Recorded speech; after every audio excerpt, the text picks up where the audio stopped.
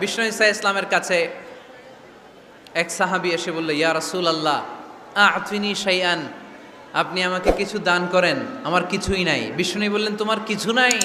সাহাবী বললেন, ইয়া রাসূলুল্লাহ ঘরে আমার শুধু দুইটি জিনিস আছে। কয়টা? চিল্লায় বলেন, কয়টা? এক হচ্ছে একটা জামা, দুই হচ্ছে পানি খাওয়ার একটা জগ। বিষ্ণু বললেন, এই দুইটাই নিয়ে আস। বিশ্বনবীর কথা শুনে ওই সাহাবী ঘর থেকে জামা নিয়ে আসলেন, পানি খাওয়ার জগ নিয়ে আসলেন।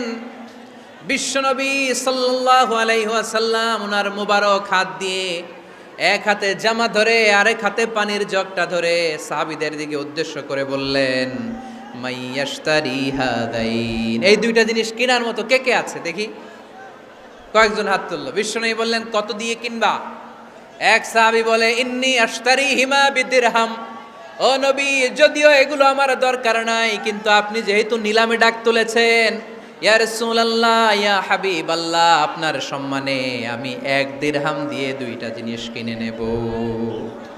1 দিরহাম, একটা জামা, একটা পানি খাওয়ার জগ, দাম কত?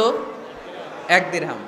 বিশ্বনবী বললেন, না না, 1 দিরহাম তো অনেক কম হয়ে যায়, মাইয়াজিদু আলা যালিক, এর চেয়ে বেশি দামে কে কিনবা? আরেক সাহাবী হাত তুলে বলতে লাগলো, ইয়া রাসূলুল্লাহ ইয়া হাবিবাল্লাহ ওয়া ইন্নী আশতারিহিমা বিদিরহামাইন, আমি এই জামাটার পানি খাওয়ার জগটা 1 দিরহাম নয় 2 দিরহামের বিনিময়ে কিনতে চাই। বিষ্ণু ঈসা ইসলাম ওই সাহাবাকে দিয়ে দিলেন। দিয়ে 2 দিরহাম নিয়ে যে লোকটা ভিক্ষা করতে এসেছিল তার হাতে 2 দিরহাম দিয়ে বললেন, যাও 1 দিরহাম দিয়ে ঘরে খাবার কিনে দিয়ে আসো, আরেক দিরহাম দিয়ে একটা কুঠার কিনে নিয়ে আসো। শুনতেছেন? কি কিনে নিয়ে আসো? কুঠার দিয়ে কি করে? গাছ কাটে। ওই সাহাবী কুঠার কিনে নিয়ে আসার পরে বিশ্বনবী নিজ হাতে কুঠারের মধ্যে একটা কাঠের হাতল লাগাই দিলেন। আল্লাহু আকবার! হাতল ছাড়া কুঠার ইউজ করা যাবে?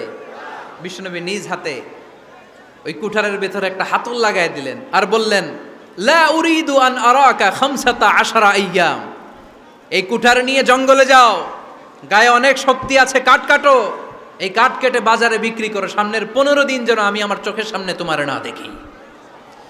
বিশ্বনবীর পরামর্শ অনুযায়ী কুঠার নিয়ে ওই সাহাবী জঙ্গলে চলে গেলেন।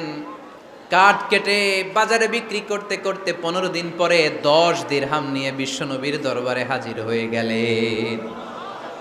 10 দিরহাম নিয়ে বিশ্বনবীর কাছে হাজির হয়ে গেলেন।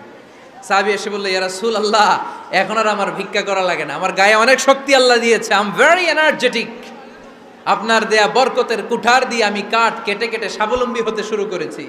সুবহানাল্লাহ পড়েন। আমি এখন 10 দিরহামের মালিক। বিশ্বনবী বললেন, লা আইয়াহতাতিবা আহাদুকুম হুজমাতান আলা যাহরিহি খায়রুম মিন আইয়াসআলা শাইআন ফায়ুতিয়াহু আও ইয়ামনাহু, যাদের গায়ে শক্তি আছে তারা ভিক্ষা না করে কাঠ কেটে পিঠে সেই বোঝা নিয়ে বাজারে বিক্রি করা অনেক ভালো। কারণ কারো কাছে যদি তুমি হাত পাতো, সে দিতেও পারে নাও দিতে পারে, আর কষ্ট করলে কষ্ট কোনোদিন বৃথা যায় না। চিল্লায় বলেন ঠিক কিনা? বিষ্ণু ঈসা ইসলামের অনুপ্রেরণায় এই সাহাবা অল্প কিছুদিনের ব্যবধানে স্বাবলম্বী হয়ে গেলেন। What is the moral of the story? বিশ্বনবীর এই প্রফিটিক স্টোরি থেকে আমাদের কি শিক্ষা? লেসন নাম্বার 1, বিশ্বনবী চাইলেই ওই 2 দিরহাম দিয়ে বলতে পারতো, যাও খাবার দাবার কিনে ফ্যামিলিতে দিয়ে আসো। সে ওই 2 দিরহাম নিয়ে খাবার দাবার কিনে ফ্যামিলিকে খাইয়ে রাত্রে আবার ভিক্ষায় নামতো। কথা কন, রাত্রে কি করতো? ভিক্ষায় নামতো। বিষ্ণু ঈসা ইসলাম তাকে কাজ করে খাওয়ার জন্য উৎসাহ দিলেন। পাশাপাশি বিষ্ণু ঈসা ইসলাম পার্মানেন্ট সলিউশন দিলেন। এজন্য পার্মানেন্ট সলিউশনের ব্যবস্থা করতে হবে।